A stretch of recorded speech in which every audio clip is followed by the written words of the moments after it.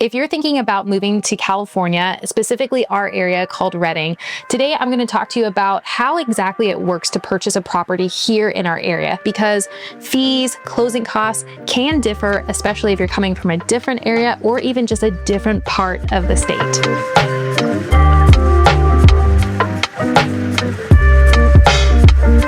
Hey guys, my name is Faith Barrett and welcome back to Rooted in Redding. I'm your local expert here in our Redding area, and today we're going to kind of break down for you exactly how does it work to buy a home here in California, and like I said, even specifically in Shasta County. I take all my buyers through this kind of formal process of what fees are expected, what's the timelines, because truthfully in the state of California, those can differ in terms of your protection periods, of how you can back out of a contract, what you're allotted in contract to do in terms of inspections, appraisals, and loan. And as I was thinking about it the other day, I was like, if somebody's moving from a different state, they probably don't really understand potentially what all that entails and those timelines. And in the state of California, there's certain things in place to protect you as a buyer. I will say, kind of looking at from the lens of, California, the contract really reads pro buyer, meaning there's a lot of places in the contract that allow you to back out as a buyer if for whatever reason the house doesn't make sense, insurance might be too high, the appraisal comes in low, or even your loan falls apart. And so for you today, let's go through the process as if you just found the house, we wrote an offer, and your offer was accepted. So from the very beginning in the state of California, you have to put forward a good faith deposit. Now this deposit percentage is going to really vary depending on kind of area to area. In our area for Shasta County, I would say, let's just say our purchase price is $400,000. And in that $400,000, we have a good faith deposit written into the agreement that roughly you're going to be somewhere around possibly $3,000 to $3,500, or even 1% of the purchase price. I would say on average, not all sellers have this expectation that the good faith deposit is going to be 1% of the purchase price, but somewhere around there is truthfully where that deposit lands. Once your offer is accepted, like I said, you're going to have that good faith deposit. And in the state of California, you have 3 days to submit this to the title and escrow. Now, in different states, I know that title and escrows do not exist, but here in the state of California, to transfer the property title from Mr. Seller to your name, it occurs through a title and escrow process. So once the contract is accepted and we submit our good faith deposit, which is in 3 business days, that goes to the title company, and all funds are held by the title company to really ensure that, one, when the property closes, all the funds go to the seller, or if you back out for whatever reason, those funds go back to you. So the funds obviously never go to the seller. The second step is, as we're entering into the contract, typically most contracts here in the state of California range anywhere between 30 to 45 days. And in that time period, you're going to have what's called a contingency period. A simple way to kind of understand it is that there's just going to be certain protections in the contract that are going to help you navigate as a buyer to make sure that you do your due diligence, you want to move forward, and you completely understand the property so that you feel good about closing. The first protection in contract is the inspection contingency period. Now, all contracts typically range that those contingencies, that being inspection, appraisal, and loan, will range about 17 days total. So from day 1 of acceptance to 17, we can do whatever inspections we want. What we typically advise our buyers is that let's start with a home and a pest inspection to really understand the condition of the property. So let's just say that the house is 1,500 square feet, and we're going to start with a home and a pest inspection as a buyer. Now, those costs typically range between $500 to $550 for both of those inspections. You can just do a home or you could just do a pest. It really doesn't matter what inspections you want to do. What matters is that you do the inspections that make you feel good about the property and that you've done your due diligence to continue to move forward. So on average, if the home doesn't have anything fancy, meaning a pool, it's not sitting on any, property where there's going to be extra items like a well or maybe even a septic inspection, on average, most of our buyers start with a home and a pest. And I typically advise that our clients, once they've completed that home and pest inspection, if there was particular things found in the inspection, let's say the home inspector noted that the HVAC was near its end of its life, it's 25 years plus, I would say let's get a HVAC inspection to really further understand the condition, to know if, we have to negotiate possibly a new HVAC unit.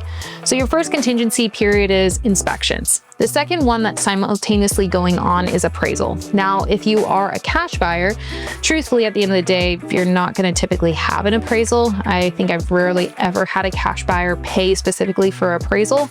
But if you are purchasing a property with a loan, you will have an appraisal most commonly with the property. There are very rare chances that if you put a significant amount of money down, 20, +% down, that sometimes we can find that the appraisal system just automatically gives you an appraisal waiver, which basically means that the system and Fannie and Freddie Mac basically say, based on all the comps surrounding the area, this being their primary resident, and the fact that the buyer is putting 20% or more down, we don't need to do an appraisal because we agree with the value of what they are currently in contract with.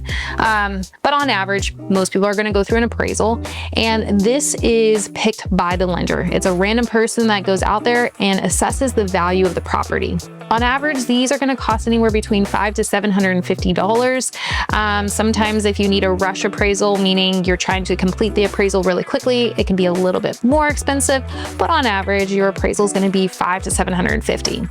Now, most commonly, most appraisers are trying to work with the contract price that they have in front of them. They're saying, okay, Mr. Buyer's buying this for $400,000. Can we find the value for $400,000? So let's just say that the appraisal comes in low. So we're at $400,000 and the appraisal comes in at $390,000. Well, now we have an issue where we need to negotiate with the seller of who's making up the difference. Are you, as the buyer, making up the difference coming out of pocket, or is the seller going to come down in price based on the appraisal report?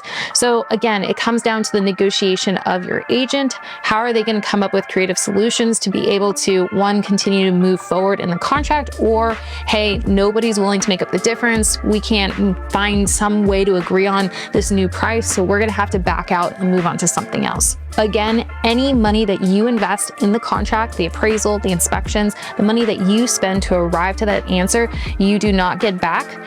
That's just your investment into the contract.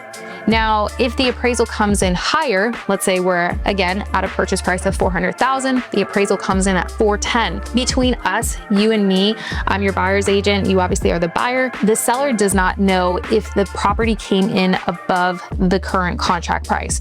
So between you and me, we just know that you have instant equity, and we just tell the seller, hey, the appraisal is good, there's no issues, we can continue to move forward. So as we start kind of checking the boxes, removing the inspections because we satisfy the concerns that you had about the property, the appraisal came in at, the appropriate price of the contract and we had no issues, we start removing those contingencies and we become, again, more invested into the property because we've done our due diligence. So in your 17 days as a buyer, you can do whatever inspections you want. You can do as little as inspections to as many inspections as you want, but at the end of the day, we collect all those inspection reports and then we submit a formal request for repair to the seller to say, hey, in order for me to feel good about this price that I offered you, you need to fix X, Y, and Z. And that's where a really good agent comes into play, because at the end of the day, you want somebody who's negotiating well on your behalf, who's going to say, hey, Mr. Seller, and this is wrong with your property. In order for my buyer to feel good, we have to, come to this compromise. I will say that most contracts typically will fall apart based on inspections if there is a concern and if the seller isn't willing to negotiate or be open-minded to fixing them. If that's the case, then you can back out. You can get that deposit of $3,000 that we started with and move on to something else. The only money lost in the contract is the money that you spent to get to that point of inspections and reasons as to why you said, hey, this property is too much work, or hey, the seller doesn't want to work with me, and I just no longer feel really good about this purchase. Now, sometimes we'll get lucky. People have previously been in contract, the buyer, for whatever reason, backed out. Maybe they changed their mind, or there's a million reasons why people back out of a contract. But sometimes when we do get into contract with a property, those inspections are done up front, and we can kind of look and evaluate, save you some money, and see if, at the end of the day, can you live with these inspections? Can we be reasonable in negotiating something so that at the end of the day, we can continue to move forward? The third thing is loan. So in the state of California, we have 17 days to complete our loan period.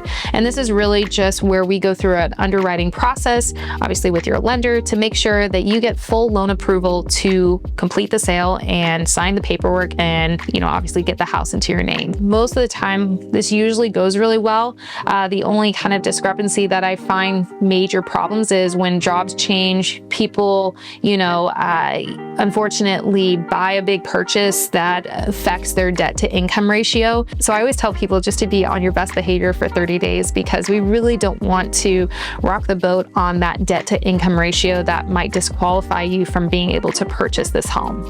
So in 17 days, we're going to know the inspections, we're going to know the appraisal, and we're going to make sure that we get the thumbs up from the lender saying that we have full loan approval to move forward to closing. The interesting part about the state of California is, as we talked in previous episodes, with the astronomical cost of insurance and how it's just really affecting people specifically with their monthly payment, is that the state of California actually added insurance as part of the inspection contingency period.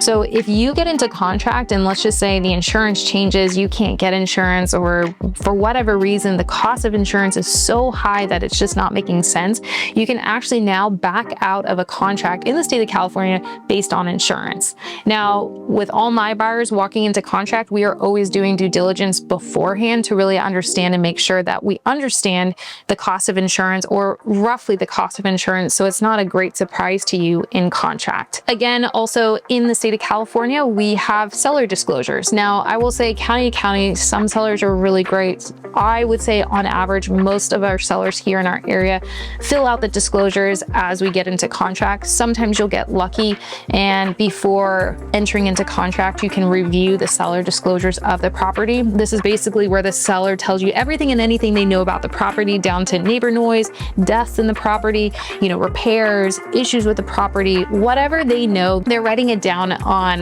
the disclosures.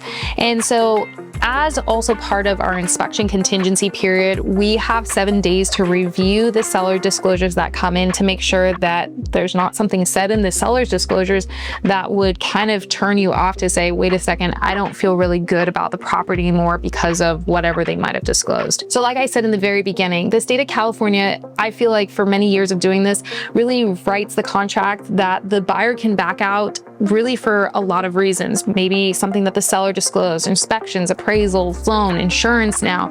I mean, there's just so many things that really, as you get into contract on a property here in our area, you're going to kind of find that you are well protected to make sure that you feel really good about the purchase. Now, as we move forward and we remove all of our contingencies, this is when your deposit becomes at risk for being lost. If you were to, lose your job, go buy something really large that messes up that debt to income ratio. I've only had it a few times happen to me, and it's usually based around job, or, somebody makes a large purchase and they just don't think we're going to find out.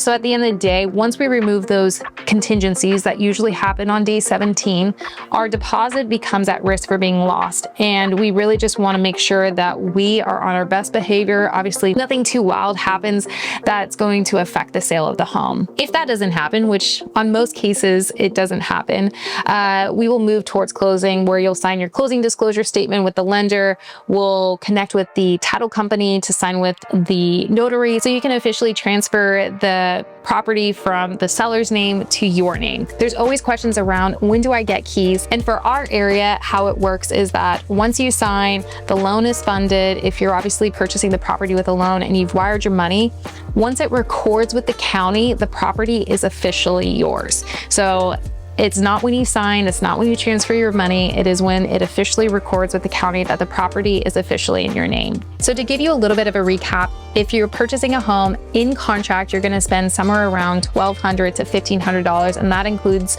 majority of the inspections, that being home and pest, maybe a few additional inspections, as well as your appraisal.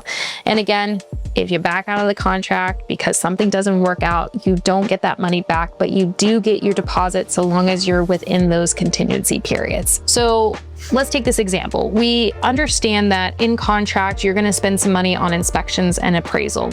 You're also going to have your deposit up front. And if I didn't reiterate this, your deposit that you put up front is going to go towards your closing costs and your down payment at the end of the day if you continue forward with the contract and obviously close.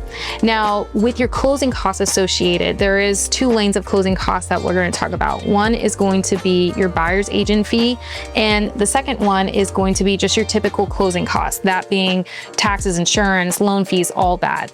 I will say that closing costs tend to be a little bit higher in this area because of insurance, especially if you're more rural. So on average, I would probably say you're going to be anywhere between 3 to 4% of the purchase price for your closing costs. Now, if you're in the city of Redding, there's not a huge large amount in insurance and your loan fees aren't that much. It could be a little bit less, but I would say on average, prepare that it's going to be 3 to 4%. Now, you might be watching this video and say, okay, Faith, I barely have money for a down payment. I want to come to Redding. How the heck am I going to do my closing cost, my down payment, and then also potentially this agent fee? And there's so many ways to strategize closing costs. On average, I save my buyers about $10,000 in closing costs in the way that we're able to negotiate things with the seller. So there's ways that you can offset those closing costs. One, let's say we're, like we said, at a purchase price of $400,000, and for easy math, your closing costs come out to be $10,000. Well, we can ask the seller, depending on their motivation, how many days on the market it's been, say, hey, Mr. Seller, I'll give you $400,000, but in exchange, I need a $10,000 credit. Technically, we're offering the seller $390. On most cases, if the seller is motivated, it's been on the market for some time, and the seller still nets what they're hoping for, most of the time, we can get that offer accepted.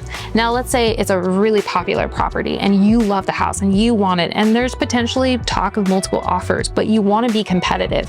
We can always tie the closing costs into your loan. So you could say, hey, Mr. Seller, I'll give you $410,000, but I want a $10,000 credit. So at the end of the day, you're giving them exactly what they've asked for, which is a $400,000 price. Now, the only caveat to this is as we push the price up, as we tie in those closing costs, the risk is that we have to make sure that the property appraises at that price. So there is some risks that run when we tie too much closing costs in. Can the appraiser find that value? And that's sometimes just where we have to roll the dice and hope for the best. So at the end of the day, you can either pay your closing costs out of your own pocket, you can have a really good agent on your side that can negotiate to hopefully get the seller to pay for it, or we can get creative if you really love the property and tie it into your loan. Now, the last closing cost to really discuss is the buyer agent service fee. Now, episodes ago, last year in August, there was a huge industry change. And if you're not familiar with it, essentially the two things that changed was that any buyer walking through a property had to have some sort of representation agreement in place. This means that it could just be for 123 Banana Street. It could be for a set period of time. It could be exclusive or it could be non-exclusive. There's a million ways that this thing can be written, but essentially it comes down to who are you working with and how is that relationship established? And in that contract, how much is that agent charging for their service? Now, again, commissions are negotiable, it's not fixed, and everybody has their own service fee that they charge. However, now coming into any properties that you want to look at, you have to have some sort of representation agreement signed. And the second thing was that compensations were no longer allowed to be advertised on the MLS. So those were the two changes. Buyer's representation agreement had to be signed before entering a property, and there was no public compensation advertised on the MLS. So now as a buyer coming into this market, it is a conversation I have with all my buyers as to, one, the representation agreement that we have in place, whether, like I said, it's exclusive or whether it's for a specific property. And we also talk about how our area has been handling this huge change in our industry. Now, county to county, state to state, it's going to look completely different. Some markets are going to have where it's like sellers are not paying it whatsoever, and other markets are going to say, yeah, all these changes happen, but really nothing really has changed. The seller is really open to paying the compensation of the buyer's agent. So the last and final closing cost that I do go through with buyers is that majority of all offers that I have written since August 17th and beyond into 2025, most sellers have covered all of our compensation and we've had no issues. There is a very few rare chances of sellers who are not open to it. And again, we go back to the buyer and say, hey, based on our agreement, based on how much you love this property, how important is it for you to, move forward? And if it is, like, our agreement in place says that at X percent, we would be paid.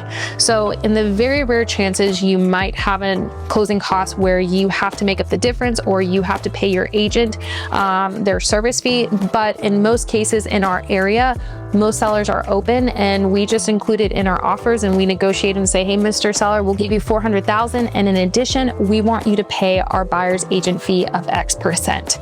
And like I said, we've had pretty much a 99.9% success rate that most sellers are paying them. So like I've said, with this whole massive industry change, it's like we took a massive detour to kind of arrive at the same result where sellers are like, I got to sell my property and I'll do what it takes to get it sold. Now, if we move into a more competitive market eventually down the road in years to come and interest rates come down and it becomes way more competitive, this is totally a side note, but I'm actually really curious to see how all of this works out, because specifically in our area, we have very first-time home buyers. Not a lot of people have just extra money laying around to pay their closing costs, their down payment, and then pay their agent on top of it. So I kind of think that even as interest rates do come down eventually, it's still going to be common that the seller's going to be open to it. It just might become a little bit of a competitive advantage that if you as a buyer have the cost to cover my representation fee and we're up against multiple offers, it could be a leverage point without having to overpay for the property potentially.